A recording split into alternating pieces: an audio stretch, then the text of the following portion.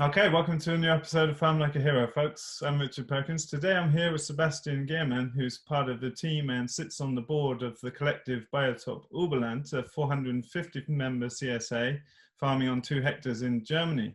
Sebastian, thanks so much for taking the time out of your busy schedule to join us today. Thank you for having us. I understand is it a harvest and delivery day for yourselves there? That's right, yeah. Thursday is and Wednesday and Thursday are our harvest and delivery days. Yeah, that's right.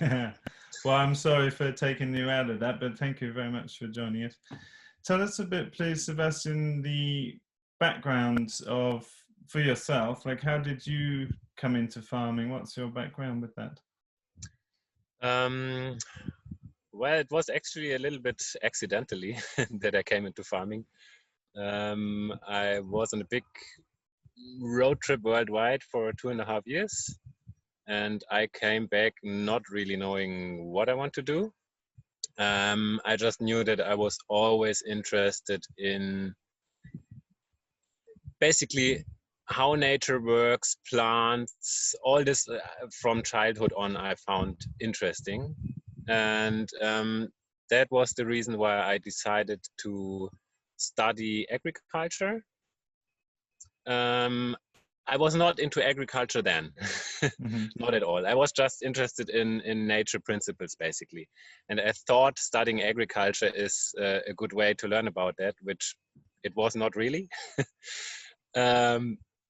But anyways, I decided to study agriculture, which I finished now almost 9 years ago. And in that time, I found out that I actually find agriculture very interesting. Not what I learned in my studies, actually, because it was still conventional agriculture. Yeah. So I basically did my private side studies while I was studying. I figured out more and more what I'm really interested in and which way I want to go. And that was small scale organic farming, including permaculture principles. And so after my studies, I was looking around for places where I could work like that. And I found a small farm nearby where I live. And I started working there and was responsible for, basically the whole greenhouse growing, and also in the, I don't know what is Freiland, outside, like on the field. Pasture land or? Yeah, exactly. Yeah. Not pastured, sorry. It was still vegetable growing outside. Oh, okay, arable.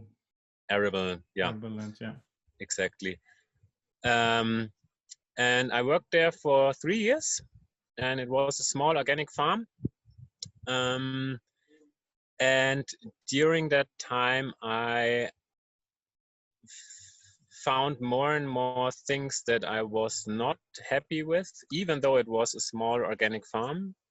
And what things do you mean by that? Like processes and practices, or materials, or?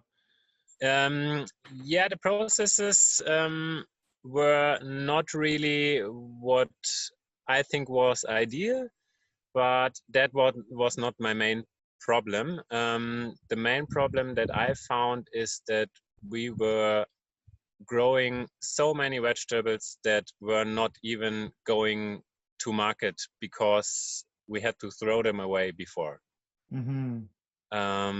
Basically, so bad planning or lack of sales, or combination of? I think it was a part of it was planning. That's right. But the bigger part of it was the problem that I find is very huge in Germany, that we have this very high standard what vegetables should look like. Okay. And to a degree that even the organic stores were calling us after a delivery and saying they will not take the vegetables because they don't look like what they expect. Okay. And it was in some years, it was always dependent on how the weather was, but in some years it was almost 30% of what we were growing. We were not able to sell because it didn't look like it was expected to look like. Yeah. Okay. So is that going into, because it was going into commercial sales routes, as it were? So you exactly. Yeah. Yeah, that was the problem. And I think we have this really high standard here in Germany, because when I'm in Italy, for example, and I see the quality of the vegetable they sell in the stores, it looks completely different, and it would never be imaginable that you can buy something like this here in a organic store or in a supermarket. So it's super frustrating to put all the work and time in and then be rejected on grading from some other body.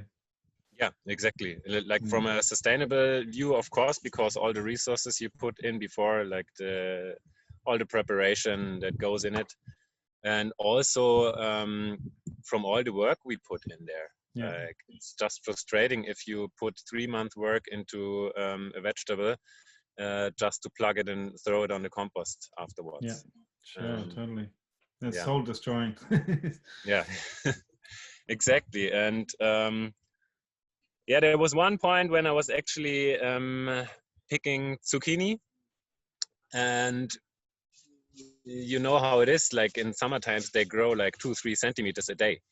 And of course, that's always in time when you have so much to do in the farm that you can't pick zucchini every day. So there was like a 3-day break in between. And I already knew, okay, I first have to go through all the zucchinis, take out all the ones that are 2 centimeters too big, and throw them on the compost. And it was like, I don't know, it was like 10 huge boxes that day that I had to throw away, even though the quality itself is perfect. It's just how they look like. And it was really that day that I decided that I do not want to work like that in the future. Yeah. So a big, I can relate to that kind of moment. And so then how did that progress from there? Because you're working with a bit of a team there. How did you meet the other members of the CSA that you run now? Yeah, I was actually really lucky because I knew from the beginning on, if I want to found a cooperative, I cannot do it alone, of course. And it was actually, coincident that 3 friends of mine had enough time at that moment to develop this idea with me together, and also have the financial freedom to say we can put at least 1 year work in this without having to earn a salary from it from the beginning on. Yeah. Machines going by in the background. Yeah, sorry, and I just see that they are starting to mow here. I hope I have to look for another place if it goes on. Sure. I think it's okay. Yeah. And so that sort of structure of the cooperative is quite common with vegetable farms out in Germany, isn't it? It's quite a model that people are familiar with, and there's a lot of support for it there, it seems. Not really. It's actually quite new. I mean, the whole idea is a CSA that stands behind it, community supported agriculture. But to put it in a form of a cooperative is actually quite new. I think right now there are only 10 cooperatives in Germany that are working like that. Yeah, so I think the first one started around 7 or 8 years ago.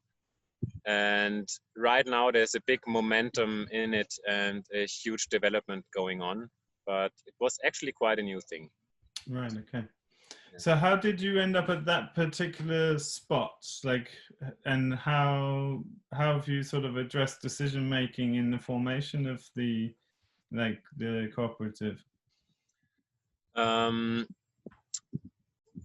We ended up in this spot because, at the first place, we started in this farm where I worked. Okay.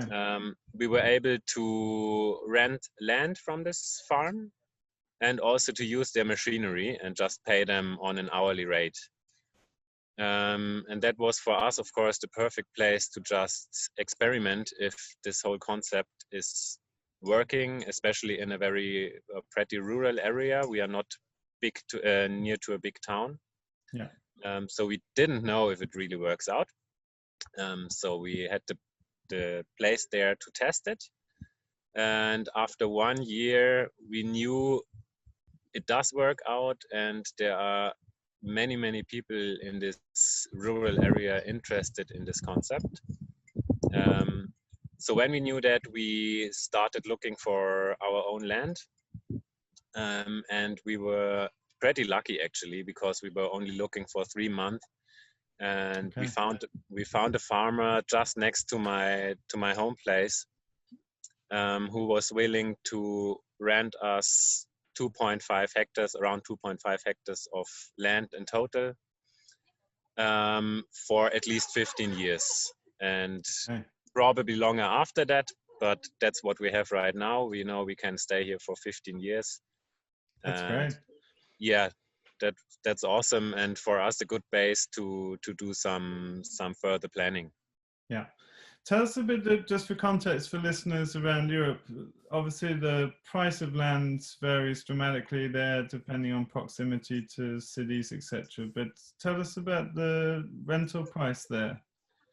The rental price is right now for us 450 euros a hectare a year. Wow, so that's really makes it easy to step in. That's really cheap, I find. Yeah. Especially compared to if you want to sell, if you want to buy the land.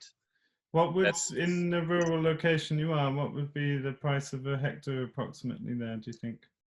I think if it's only for farming, like not building land, it's around 40 to 50,000 euros a hectare. Oof. Yeah. Oh yeah. Which is not really cheap. No.